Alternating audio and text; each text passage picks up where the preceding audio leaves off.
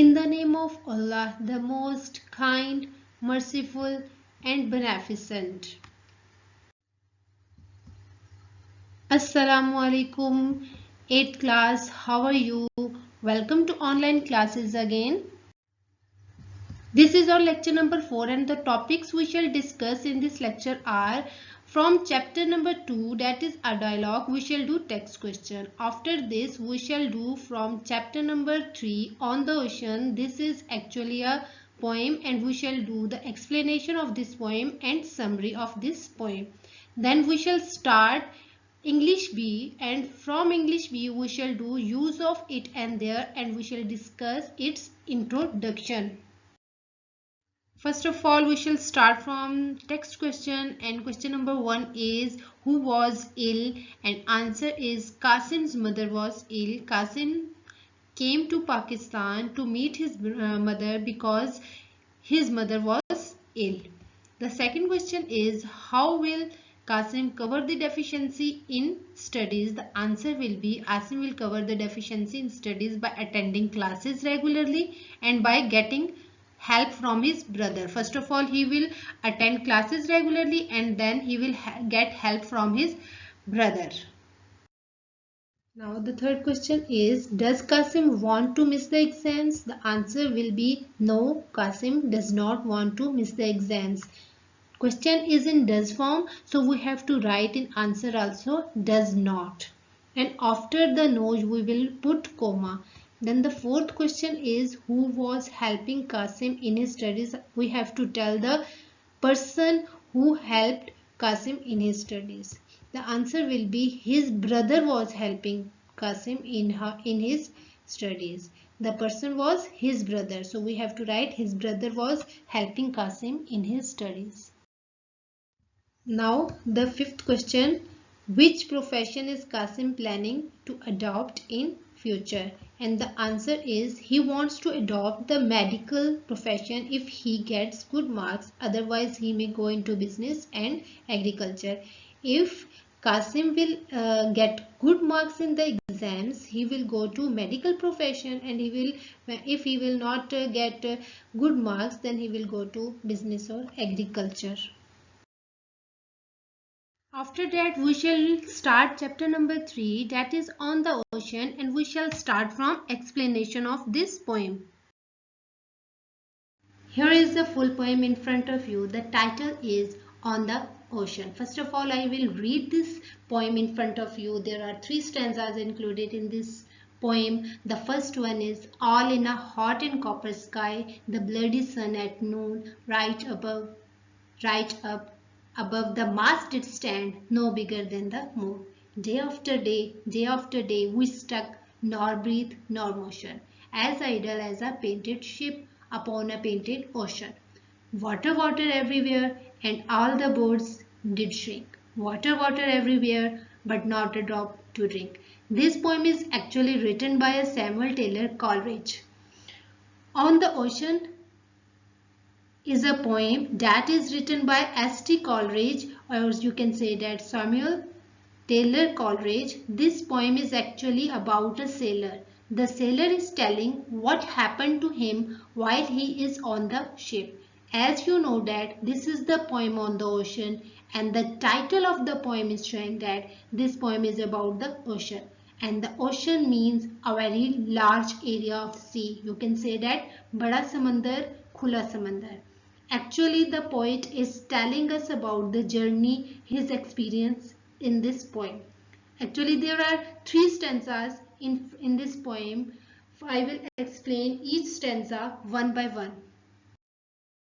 Okay, here is the first stanza in front of you. First of all, I will tell you in Urdu, then I will explain it. All in a hot and copper sky. Hot mean garam. Copper sky mean tambe ka asman. The sky which is in golden or dark brown color. You can easily see in the picture the sky is in golden color or in dark brown color. That one is known as copper sky. The sentence will be तमाम एक गरम और तांबे के आसमान में. The bloody sun mean खूनी सूरज. So the sentence will be दोपहर के वक्त खूनी सूरज. Right up above the mast did stand. Mast mean mastol.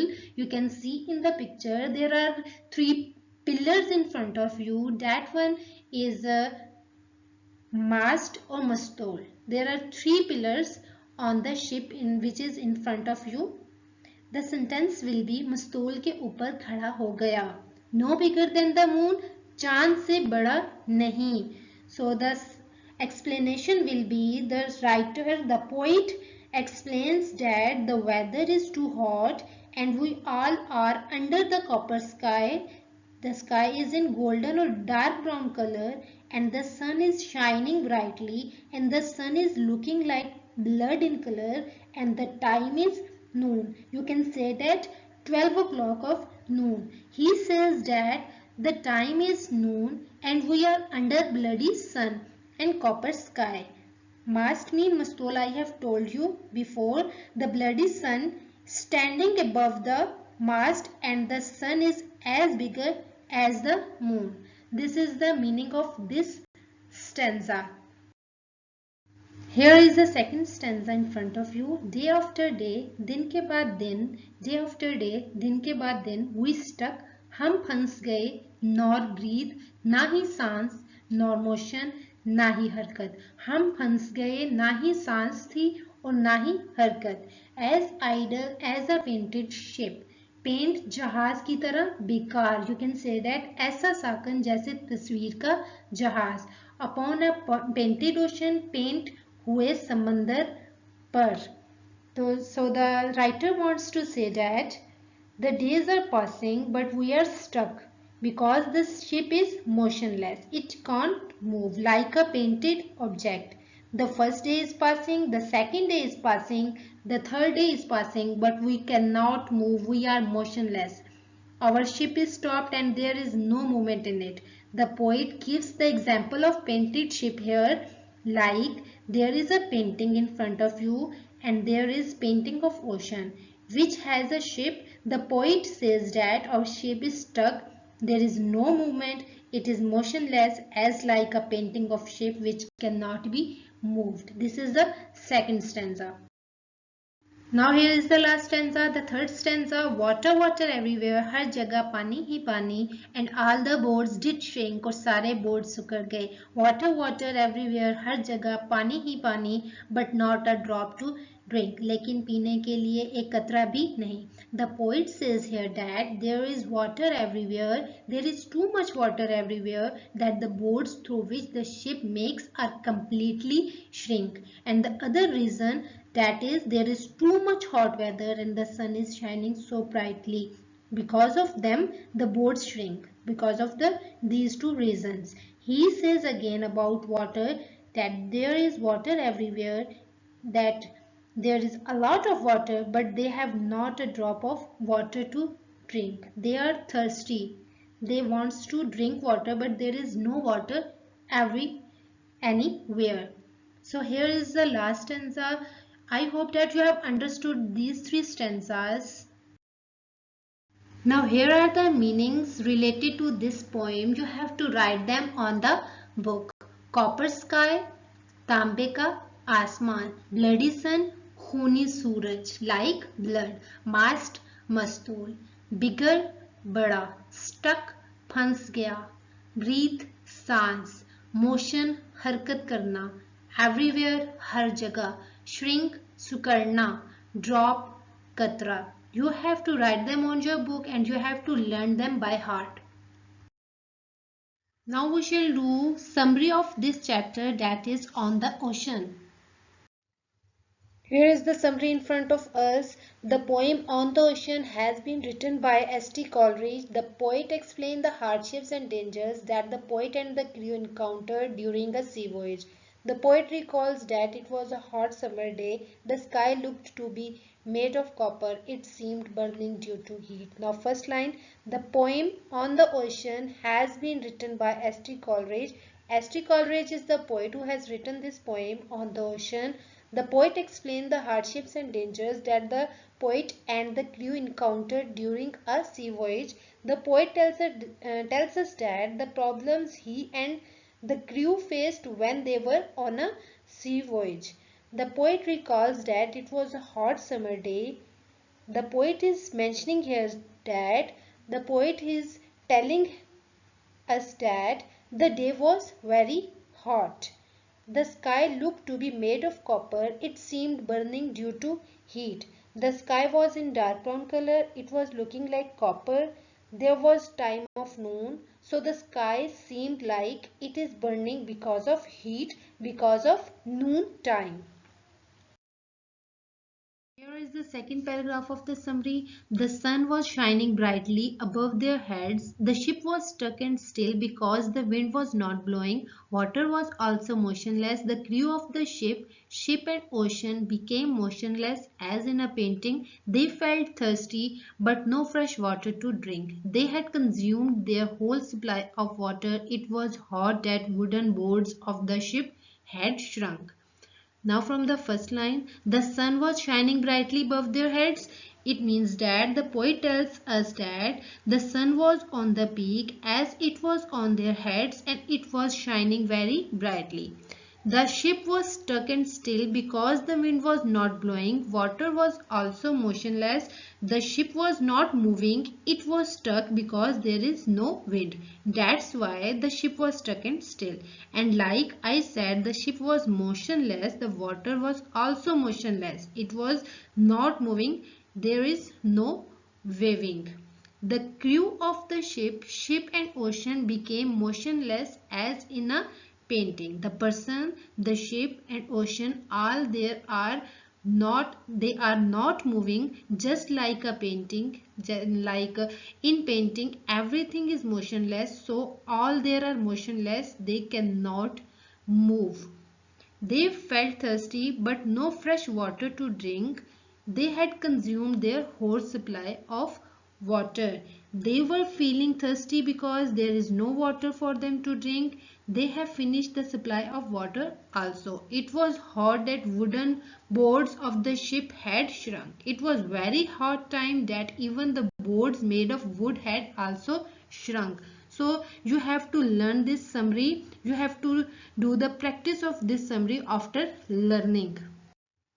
Now we shall do something from English B. We shall start use of it and there and we shall do its introduction.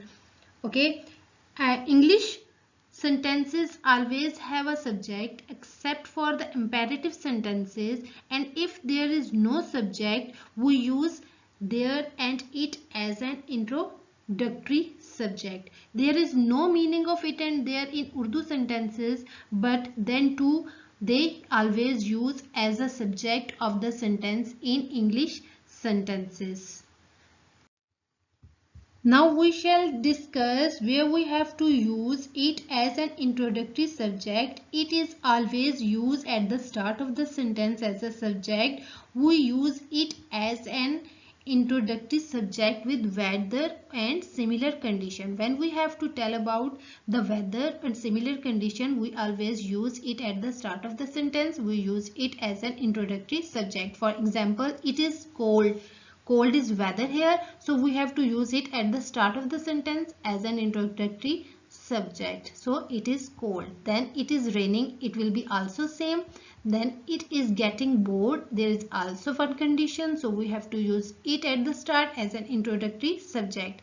Then we use it as an introductory subject to talk about time, dates and day. For example, it is the 7th of July, so there is a date, so we have to use it at the start of the sentence. Then it is Wednesday, there is day, so we have to use it with it. Then it is 10 a.m., it is a time, so we have to use it with it. Now third point, to emphasize something. If we want to emphasize something, then we have to use it with it. For example, it is a religious duty to recite the Holy Quran. Here is someone is emphasizing that you have to recite the Holy Quran because it is religious duty, so we have to use it with it. Then parts of the day are morning, evening and night, etc., so we have to use it with it. Okay, it is evening is the day, part of day, so we have to use it. Then it is morning, it is also part of day, we have to use it with it. there. So the third point is to emphasize something, and the fourth point is parts of the day.